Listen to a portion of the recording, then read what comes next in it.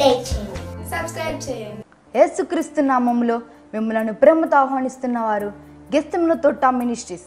ఈరోజు దేవుని చేత బలముగా వాడబడుచున్నటువంటి ప్రపంచ సువార్థికులు ప్రవక్త బ్రదర్ జవా జాకబ్ గారు తన అమూల్యమైన సందేశం ద్వారా మనతో మాట్లాడబోచున్నారు.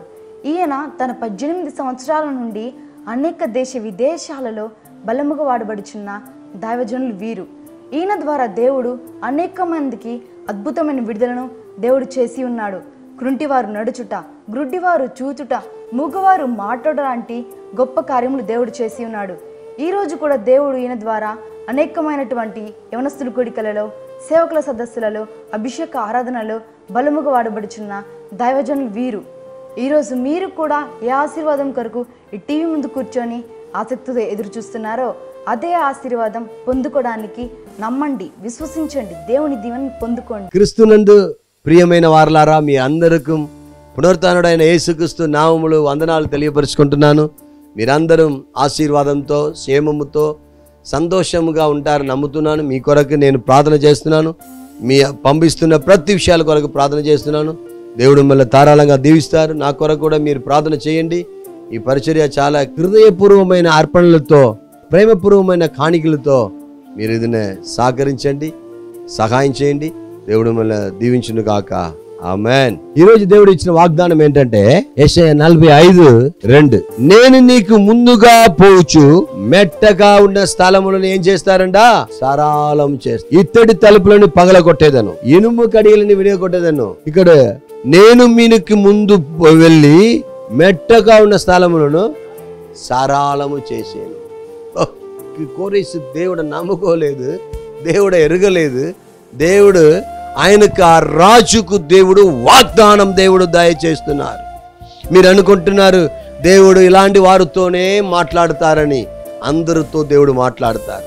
సారాయం దాగి ఉన్న తరిగితోను దేవునికి హల్లెలూయా దూరంగా ఉన్న నేబుకద్నెజరుతోడు కూడా మాట్లాడారు. పరిశుద్ధులతోడు కూడా మాట్లాడారు. దేవుడు అందరితో మాట్లాడతారు. నిన్న ఒక సౌరుడు ఇలా అడిగారు, బైబిల్ తప్పుగా రాయబడి ఉన్నది, ఇలాగే రక్త సంబంధాలు లేకుండా వ్యభిచరించడం, రకరకమైన కార్యములు రాయి ఉన్నది, అందరిలాగా చెప్తున్నారే అని ఒక సహోదరుడు నన్ను అడిగారు. నేను వాళ్ళకి సమాధానం ఎలా ఇచ్చానంటే, ఇది వచ్చి పరిశుద్ధ గ్రంథం నంబర్ 1, కానీ మానవ జీవితంలో ఏమేమి కార్యం జరిగి ఉన్నదో అది రాయబడి ఉంది. రాసి ఇలాగే జరిగింది కాబట్టి మీరు కూడా ఇలాగ చేయకూడదని చెప్పి ఒక్కొక్క కార్యం అలాగా రాయబడి ఉన్నది. అలాగే కోరాగతో కూడా దేవుడు మాట్లాడారు. ఆయన దేవుడే ఎరగలేదు, లేకపోతే దేవుడు చర్చి విశ్వాసి ఏమి కాదు. ఆ రాజుతో కూడా దేవుడు మాట్లాడి ఆయన బలపరుస్తున్నారు. హల్లెలూయా. మన ఇండియాలో కూడా అధికారులతో, దేవునికి విరోధంగా ఉన్నవారితో కూడా దేవుడు మాట్లాడతారన్నది మరచిపోకండి. నంబర్ 1 ఎలా మాట్లాడుతున్నారు? మొదటి వచనంలో ఏం చెప్పబడుతుందంటే, అతని పక్షమున జనములు జయించుటకు ఆయన కుడి చేతును పట్టుకొని ఉన్నాను. బ్రదర్ అండ్ సిస్టర్, ఇందులో ఆయన కుడి చేతును ఎవరు పట్టుకొని ఉన్నారు? దేవుడు పట్టుకొని ఉన్నారు. హల్లెలూయా. ఓ రాజులకు రాజు అయిన దేవుడు కోరేషు కుడి చేతును పట్టుకొని చెప్తున్నారు, మిమ్మల్ని అందరూ మీ కింద మీకు లోపడినట్లు నేను సృష్టించి ఉన్నాను. ఒక రాజుకు ప్రజలందరూ లోపడాలన్నది బైబిల్లో ఉన్న మాటలు. నంబర్ 1, మీకు నేను అందరిని లోబడిలాగా చేస్తాను అంటున్నారు. నంబర్ 2 ఏమంటున్నారంటే, రెవల్యూషన్ చాప్టర్ 3:7-8 చెప్పబడుతుంది, దావీదు తాళపు చెవి కలిగి ఎవడను వేయలేకుండా తీయవాడను, ఎవడను తీయలేకుండా వేయవాడను సత్య స్వరూపియావు. వారిశుద్ధుల సంగతి ఏమనగా, నీ క్రియలను నేను ఎరుగుదును, నీకున్న శక్తి కొంచెమైనా కూడా నీ నా వాక్యమును కైకొని ఉన్నావు కనుక, నా నామమును ఎరగనలేదు కనుక ఇదిగో తలుపు నీ ఎదుట తెరచి ఉన్నాను. ఇలాగనే కోరేషుతో కూడా చెప్తున్నారు, ఏంటి? తలుపు నేను తెరచి ఉన్నాను. ఆమేన్. 3 విధమైన తలుపులు అక్కడ చెప్పబడుతుంది. నంబర్ 1, నోవా యొక్క తలుపులు తెరచి ఉన్నది. ఇలాగే రండి అన్నప్పుడు ఎవరు రాలేదు. నోవావుడే తలుపులను ఎవరు మూసారంట? దేవుడే మూసారు అని చెప్పబడుతుంది. నోవాహుడే తలుపులు దేవుడే తెరచారు, దేవుడే మూసారు. దేవుడు తెరచినప్పుడు ఎవరు రాలేదు, దేవుడు మూచినప్పుడు ఎవరు వెళ్ళలేకపోయారు.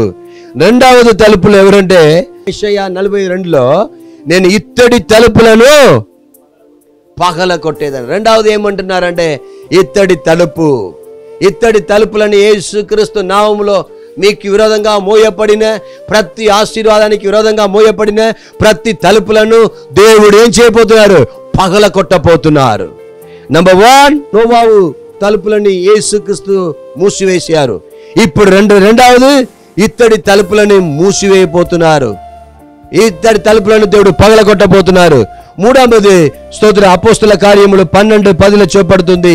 మొదటి కావలిని రెండవ కావలిని దాటి పట్టణకు పోగు ఇనుమ కవని. ఇది ఇక్కడ ఏం చూపడుతుంది, ఇనుమ కవని. ఈ ఇనుమ కవనిని యేసుక్రీస్తు నామములో ఏం చేస్తున్నారు, ఇనుమ కవని దగ్గరికి వచ్చినప్పుడు తనకు తానే తెరచుకున్నది.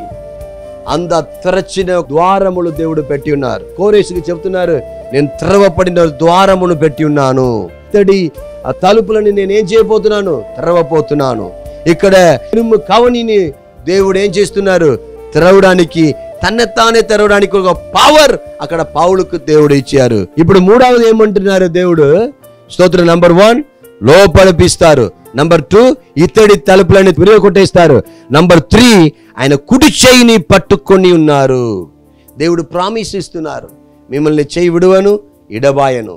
యెషయా 41:10 చూపడుతుంది, ఆయన కుడి చేయి పట్టుకొని ఆయన నడిపిస్తున్నారు. విలావాక్యం 3వ అధ్యాయం 30 చూపడుతుంది, ఎప్పుడు నేను చేయి విడిచి పెట్టను అని చెప్తున్నారు. హల్లెలూయా. అలాగనే యెషయా పుస్తకం 11వ అధ్యాయం 8 చూపడుతుంది, ఇబ్రాహిమే నేను ఎలాగనైనా చేయి విడిచిపెట్టుతాను. అప్పుడు హోరేసుతో దేవుడు చెప్తున్నారు, చేయి విడిచిపెట్టి ఈ ప్రామిస్ నెరవేరాలని ఆయన ప్రయాసపడుతున్నారు. ఆదికాండం 28:17 చూపడుతుంది, నేను రప్పించిన చోటకి మీరు వచ్చేంత వరకు నేను నిన్న విడువను ఎడబాయను అని చెప్పి యాకోబుతో చెప్పినట్లు మీతో దేవుడు చెప్తున్నారు. ప్రార్థిస్తామా?